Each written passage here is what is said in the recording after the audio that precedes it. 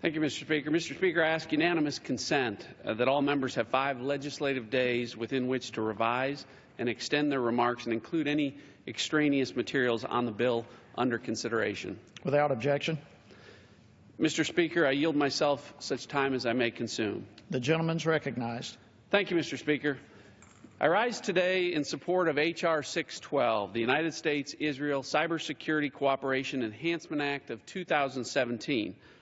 I was grateful for the opportunity to work closely with my colleague, Mr. Langevin from Rhode Island, on this vitally important legislation that will build upon the existing collaboration in the United States and the State of Israel on critical cybersecurity issues.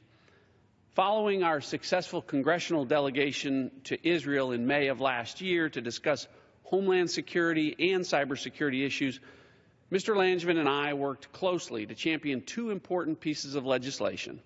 Last year, I introduced H.R. 5877, the United States-Israel Advanced Partnership Act of 2016, which was signed into law on December 16th with Mr. Langevin's help and support.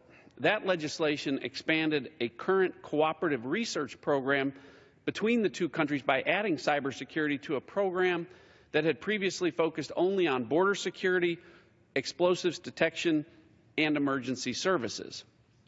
Today, Mr. Speaker, I'm pleased to have H.R. 612, the United States-Israel Cybersecurity Cooperation Enhancement Act of 2017, come before the House.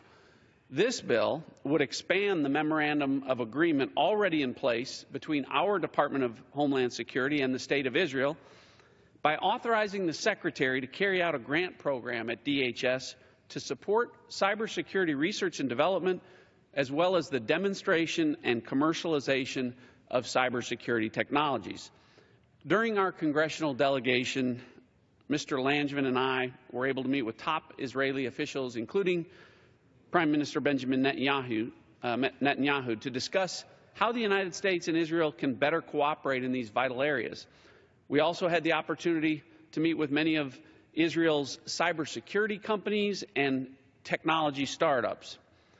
Over the past several years, Israel has become a leader in cybersecurity and has developed a deep and talented cyber workforce, something we need greater focus on here in the United States.